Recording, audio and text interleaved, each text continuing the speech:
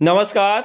अगर आप राजस्थान के निवासी हैं और रोजगार की तलाश में हैं तो ये वीडियो आपके लिए बहुत ही महत्वपूर्ण है, क्योंकि राजस्थान के शिक्षा विभाग की ओर से विद्या संबल योजना के अंतर्गत आवेदन आमंत्रित किए गए हैं। इसमें रिक्त पद कितने हैं, इसकी अंतिम तिथि क्या है, इसमें अंतिम तौर पर वेतन आपको किस प्रकार से दिया जाएगा, आवेदन की प्रक्रिया क्या रहेगी, उसके बाद में चयन कैसे किया जाएगा, कितने समय के लिए आपको रखा जाएगा, संपूर्ण प्रश्नों का सवाल और सारी प्रक्रिया हम आपको इस वीडियो के माध्यम से बताने वाले हैं। क्योंकि आज राजस्थान के शिक्षा विभाग की ओर से निदेशक माध्यमिक शिक्षा की ओर से एक विज्ञप्ति जारी की गई है, जिसमें आपको स्पष्ट रूप से कहा गया है कि अब निजी अभ्यर्थी यानी कि वांछित योग्यता रखने वाले सभी अभ्यर्थियों को राजस्थान विद्या संबल यानी कि गेस्ट फैकल्टी के रूप में स्कूलों में लगाया जाएगा, ताकि उन्हें भी रोजगार मिले।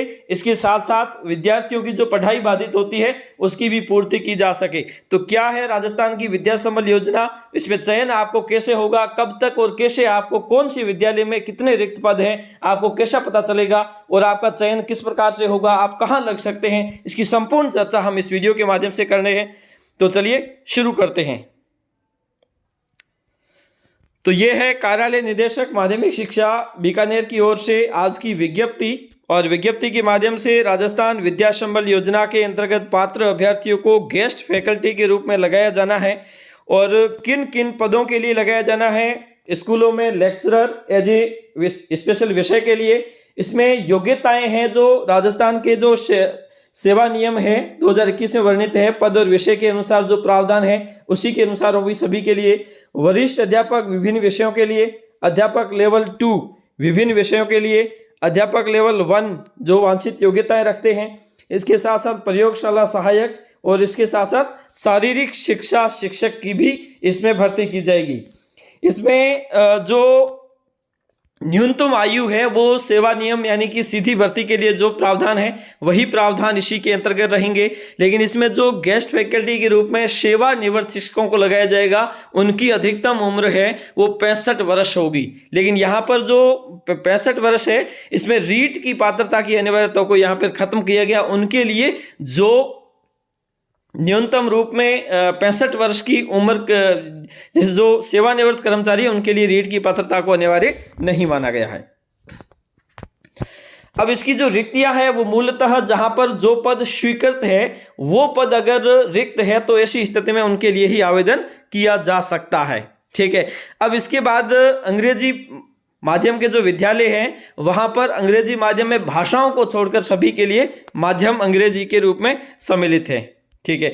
उसके बाद में रिक्तियों का प्रकाशन कैसे होगा, मतलब कौन से विद्यालय में कितने पद रिक्त है, इसकी सूचना आपको इस वेबसाइट के माध्यम से भी मिल सकती है। इसके साथ साथ संबंधित विद्यालय, संबंधित पीओ विद्यालय के नोटिस बोर्ड या फिर ग्राम के सार्वजनिक स्थान, जिला शिक्षा अधिकारी मुख्यालय माध्यमिक और प्रारंभिक शिक्षा और विभागीय वेबसाइट, इस पर आप रिक्त पदों की सूचना देख सकते हैं। आवेदन की प्रक्रिया, किसी भी रिक्त पद हेतु 65 वर्ष तक की आयु के सेवानिवृत्त शिक्षक या निजी अभ्यर्थी जो उस पद की पात्रता रखते हो निर्धारित प्रारूप में पूर्ण भरा हुआ आवेदन पत्र, समस्त आवश्यक दस्तावेज संलग्न कर विभाग द्वारा निर्धारित की गई समय सारणी के अनुसार अंतिम तिथि तक विद्यालय समय में संबंधित विद्यालय के प्राचार्य या पीईओ को स्वयं व्यक्ति सह विद्यालय में उपस्थित होकर प्रस्तुत करेंगे। और इसकी अंतिम तिथि क्या है हम आपको अंत में बताएंगे, लास्ट में इसमें लिखा हुआ है। वरीयता निर्धारण, विद्या संबल योजना के तहत गेस्ट फैकल्टी लगाए जाने हेतु आवेदन पत्रों की जांच के उपरांत विद्यालयवार प्रकाशित किए गए रिक्त पदों हेतु पदवार या विषयवार वरीयता सूची का प्रकाशन संबंधित पीओ प्राचार्य, जैसे मान लीजिए एक विद्यालय में हिंदी के लेक्चरर का एक पद खाली है, उसमें 10 जनों ने आवेदन किया। 10 जनों ने आवेदन किया है वो पहले नंबर पे कौन है, दूसरे पे कौन है, तीसरे पे कौन है, इसकी एक वरीयता सूची जारी होगी। मान लीजिए एक पहले नंबर वाला उसे ज्वाइन नहीं करता है तो उसमें दूसरे स्थान वाले को स्थान दिया जाएगा, उसे रखा जाएगा। वरीयता सूची पद की वांछित योग्यता, शैक्षणिक योग्यता के प्राप्तांकों का 75% और शैक्षणिक का एजुकेशनल का 75% और प्रशैक्षणिक का 25, इसी के आधार पर इसमें होगा। परिवेदनाएं प्रस्तुत करना, पात्रता और वरीयता के संबंध में किसी भी तरह की परिवेदना आवेदक द्वारा संबंधित जिले के जिला शिक्षा अधिकारी कार्यालय में 7 दिवस में प्रस्तुत करनी होगी। जिला स्तर पर परियोजना इस प्रकार से, परियोजना अगर किसी प्रकार की हो तो यहाँ पे कर सकते हो। एक समिति बनी हुई है जहाँ पे मुख्य जिला शिक्षा अधिकारी, CDO और DEO एलिमेंट्री और DEO सेकेंडरी और संबंधित जो मुख्य ब्लॉक शिक्षा अधिकारी है वो सभी उसमें होते हैं। ठीक है। विद्या संबल योजना के तहत आपको कितना मानदेय दिया जाएगा, कितने पैसे दिए जाएंगे?